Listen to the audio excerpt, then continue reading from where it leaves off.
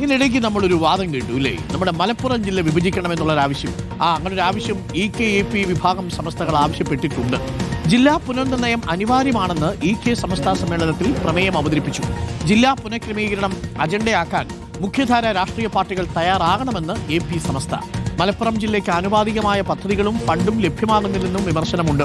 മുബഷീർ അക്ബറുണ്ട്. മുബഷീർ, ഒരു കാലത്ത് സജീവമായ ചർച്ചയാണ് മലപ്പുറം ജില്ലാ വിഭജനം എന്നുള്ളത്. ശരിയാണ്, അവിടെ ജനസാന്ദ്രത കൂടുതലാണ്, പലയിടങ്ങളിലേക്കും ഈ ജനസേവനം എത്തുന്നില്ല, ഭരണകൂടത്തിൻ്റെ നോട്ടം എത്തുന്നില്ല എന്നൊക്കെ ആദ്യകാലങ്ങളിൽ വിമർശനമുണ്ടായിരുന്നു. ഇപ്പോഴും അതേ ആവശ്യം ഉന്നയിക്കുകയാണ് സമസ്ത. അതും സമസ്തയിലെ രണ്ട് വിഭാഗവും ഇപ്പോൾ ഈ മലപ്പുറം വിഭജനം എന്നുള്ള ആവശ്യം ഉയർത്തുകയാണ്. തിരഞ്ഞെടുപ്പ് കാലത്താണ് മലപ്പുറം വിഭജനം എന്നുള്ള ആവശ്യം സമസ്ത വിഭാഗങ്ങൾ ഉയർത്തുന്നത് എന്നത് ശ്രദ്ധേയമാണ്. പാർട്ടികളത് ഏറ്റെടുക്കാൻ സാധ്യതയുണ്ടോ മുബഷീർ ഈ സാഹചര്യത്തിൽ?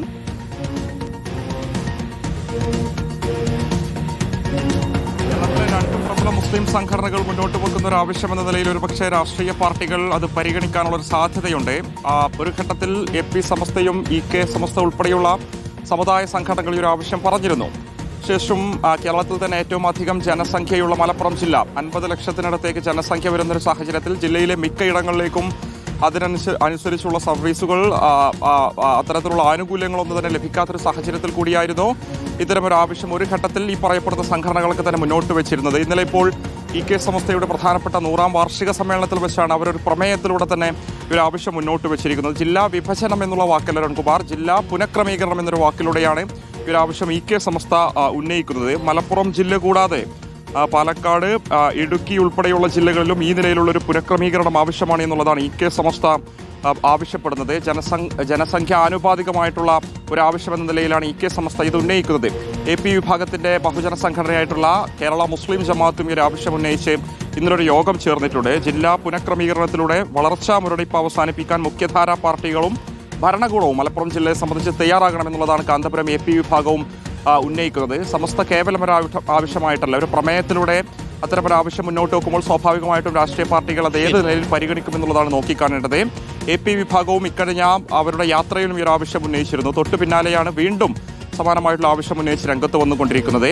ഇക്കാര്യത്തിൽ ശാസ്ത്രീയമായിട്ടുള്ള പഠനങ്ങൾക്ക് ശേഷം ജില്ലാ പുനഃക്രമീകരണം തീരുമാനിച്ചാൽ മതി എന്നുള്ളത് ഈ സംഘടനകൾ മുന്നോട്ട് വെക്കുന്നുണ്ട്. കേവലമായിട്ടുള്ളൊരു വിഭജനമല്ല, മറിച്ച് ഇവിടെയുള്ള ജനങ്ങളുടെ പ്രശ്നങ്ങളൊക്കെ തന്നെ തിരിച്ചറിഞ്ഞുകൊണ്ട് അവർക്ക് അതിനനുസരിച്ചുള്ള സേവനം സർക്കാരിൽ നിന്ന് ലഭിക്കുന്നുണ്ടോ, ആനുകൂല്യങ്ങൾ ലഭിക്കുന്നുണ്ടോ എന്ന കാര്യത്തിലൊക്കെ തന്നെ കൃത്യമായിട്ടുള്ള ഒരു പഠനം നടത്തിയതിനു ശേഷം ജില്ലാ പുനഃക്രമീകരണം നടത്തണമെന്നുള്ളതാണ് ഈ സംഘടനകളുടെ പ്രധാനപ്പെട്ട ആവശ്യം. എന്തായാലും മുസ്ലിം ലീഗ് ഉൾപ്പെടെയുള്ള രാഷ്ട്രീയ പാർട്ടിയുടെ ഈ വിഷയത്തിലുള്ള നിലപാട് തന്നെയാണ് ഇനി നിർണായകം. തീർച്ചയായിട്ടും താങ്ക് യു മുബഷീർ. മുബഷീർ, ഒരു പ്രേക്ഷകനൊരു അഭിപ്രായം കേട്ടോ. ഷിഹാബുദ്ദീൻ പൂക്കാട്ടിൽ എന്ന് പറയുന്നൊരു പ്രേക്ഷകൻ പറയുന്നു, ഒരു ജില്ലയുടെ പേര് അദ്ദേഹം പറഞ്ഞിട്ടുണ്ട്, മഞ്ചേരി, മറ്റൊരു ജില്ലയുടെ പേര് തിരൂര് എന്നിങ്ങനെ പേരിട്ടാൽ എന്താ കുഴപ്പമെന്നൊരു പ്രേക്ഷകൻ ചോദിച്ചിട്ടുണ്ട്. എന്തായാലും മലപ്പുറം ജില്ലയടക്കം ജില്ലകളുടെ പുനഃക്രമീകരണം വേണം എന്നുള്ളതാണ് ഇപ്പോൾ സമസ്ത വിഭാഗങ്ങൾ മുന്നോട്ട് വയ്ക്കുന്നത്. തീർച്ചയായിട്ടും രാഷ്ട്രീയ പാർട്ടികൾ ഏറ്റെടുക്കേണ്ട ഒരു കാര്യമാണ്. ജനസംഖ്യയ്ക്ക് ആനുപാതികമായി പുനഃക്രമീകരണം ഉണ്ടാവണം. അവിടെ ജനസേവനം ജില്ലാ പഞ്ചായത്തിൻ്റെ ആണെങ്കിലും റവന്യൂ അധികാരികളുടേതാണെങ്കിലും പോലീസ് അധികാരികളുടേതാണെങ്കിലും ഒക്കെ ശ്രദ്ധ കൂടുതൽ പതിയാൻ അത് ഗുണകരമാകുമെങ്കിൽ പാർട്ടികൾ അത് ഏറ്റെടുക്കുക തന്നെ വേണം. അങ്ങനെ അഭിപ്രായത്തെ എന്താണ് വിഭജിച്ചാലുള്ള പ്രശ്നം? കൂടുതൽ യൂണിറ്റുകൾ ഉണ്ടാവട്ടെ, ആ യൂണിറ്റുകളിലേക്ക് കൂടുതൽ കാര്യക്ഷമമായിട്ട് ഗവേണൻസ് നടക്കട്ടെ.